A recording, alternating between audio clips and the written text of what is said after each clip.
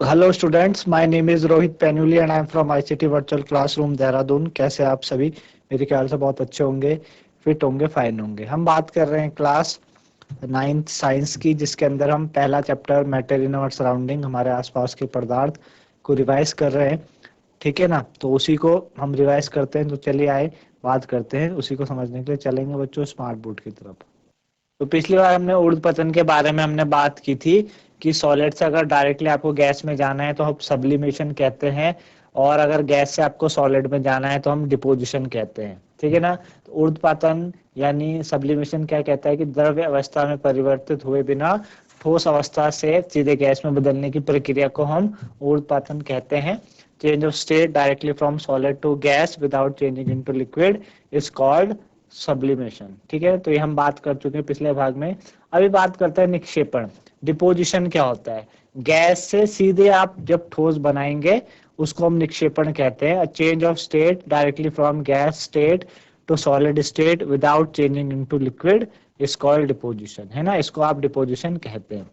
ठीक है ना? चलिए, दाब परिवर्तन का प्रभाव, effect of change of pressure. इसको पढ़ने से पहले आप डिपोजिशन एक बार नोट कर लीजिए होता क्या है, फिर हम आगे बात करते हैं कि इफेक्ट ऑफ प्रेशर का इफेक्ट क्या होता है पदार्थ की अवस्थाओं को चेंज करने में क्या होता है। चलिए आगे बात करते हैं effect of change of pressure, है ना? प्रेशर को जब आप प्रेशर से क्या इफेक्ट पड़ता है, दाब परिवर्तन का प्रभाव। आपके पास ये देखिए तीन आपके पास सिलेंडर है, ऊपर हमारे पास पिस्टन लगी है। ठीक है ना?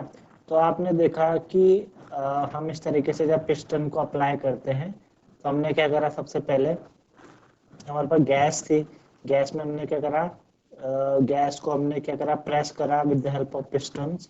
तो हम सेकंड वाले उसमें गए तो गैस आपकी परिवर्तित हो गई लिक्विड में। मॉलिक्यूल्स बहुत दूर दूर थे गैस में, जैसे आपने पिस्टन से दबाव दिया प्रेशर के माध्यम से, वो मॉलिक्यूल थोड़ा सा पास आ गए। मॉलिक्यूल जो पास आ गए मतलब कौन से स्टेट में हो गए, लिक्विड स्टेट में हो गए, है ना? मॉलिक्यूल आपके लिक्विड स्टेट में हो गए।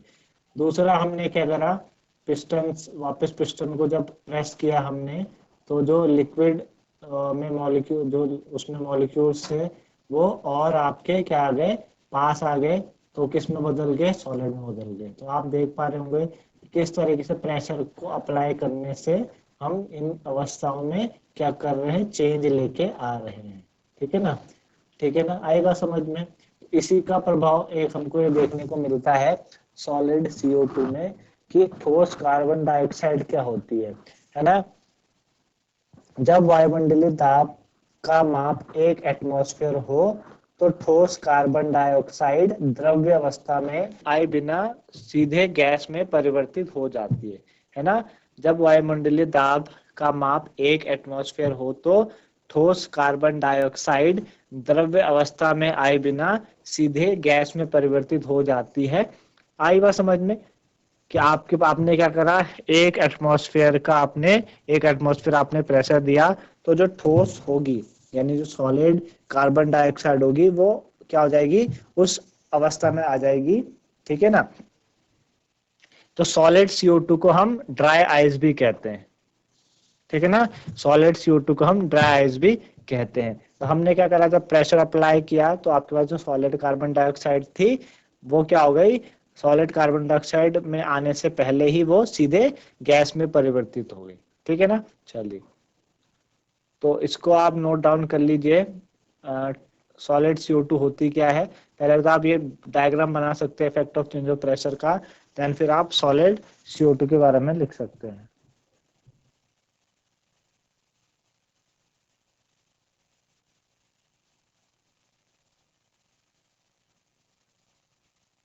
अभी बात करेंगे internal conversion of 3 states of matter, यानी जो 3 अवस्थाएं हैं उनमें किस तरीके से अंतर रूपांतरण होता है। तो जब सॉलिड से हम लिक्विड में जाते हैं तो हम कहते हैं फ्यूजन हो रहा है। ठीक है ना? अगर लिक्विड से हमें गैस में जाना है तो बोलेंगे वेपराइजेशन हो रहा है, और गैस से अगर सॉलिड में जाना है तो आपका डिपोजिशन हो रहा है आपका। ठीक है? लिक्विड से सॉलिड बनाना है तो सॉलिडिफिकेशन, गैस से लिक्विड बनाना है तो कंडेंसेशन, सॉलिड से गैस डालना डायरेक्ट तो सब्लिमेशन, है ना। आए बात समझ में। हिंदी में अगर आप देखें, ठोस से गैस उत्पतन, गैस से ठोस निक्षेपण, ठोस से द्रव्य संघलन, द्रव्य से ठोस जमाना, ठीक है, द्रव्य से गैस वाष्पीकरण, गैस से द्रव्य आपका संघनन होता है, ठीक है ना। तो ये क्या है, 3 अवस्थाएं हैं जिसमें हमें इंटरचेंज करते हैं एक दूसरे को। तो आप नोट डाउन कर लीजिए इन्हें।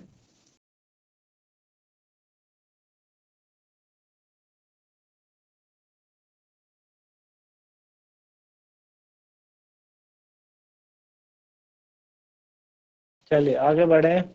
अभी हमारे पास क्या है, निम्नलिखित तापमान को सेल्सियस में हमने बदलना है ना। 300 केल्विन को सेल्सियस में, हमारे पास एक स्केल है, केल्विन होता है आपके पास डिग्री सेल्सियस प्लस 273, है ना। तो अगर आपके पास आपको डिग्री सेल्सियस लेके आना है तो आपको क्या करना पड़ेगा, k माइनस 273 करना पड़ेगा, है ना। आपको कितना दे रखा है, 300 केल्विन दे रखा है। 300 केल्विन को डिग्री सेल्सियस में करने के लिए 300 माइनस 273 हो जाएगा ये, है ना। तो 300 में से 273 का कितना बचेगा आपके पास, 27 डिग्री सेल्सियस आ जाएगा, है ना। चलिए ये तो पहला हो गया आपके पास। सेकंड आपको बोला 573 को चेंज करो, degree Celsius is equal to kelvin minus 273, ठीक है। तो degree Celsius is equal to kelvin कितना दे रखा है हमें, 573 केल्विन दिया है माइनस 273 केल्विन दिया है। तो डिग्री सेल्सियस इक्वल टू कितना हो जाएगा, 0 0 और 300 डिग्री सेल्सियस। तो ऐसे आप क्या कर सकते हो, कैलकुलेट कर सकते हो, केल्विन को डिग्री सेल्सियस में कैलकुलेट कर सकते हो इजीली। आई बात समझ में। चलिए नोट डाउन कर लीजिए आप।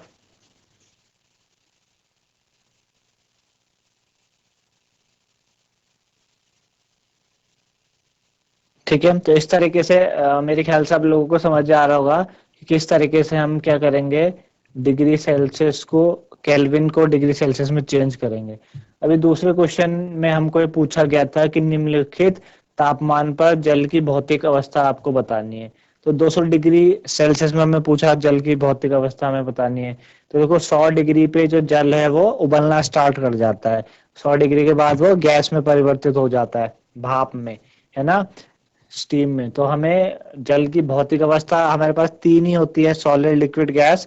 तो 250 डिग्री पे उसकी भौतिक अवस्था गैस होगी।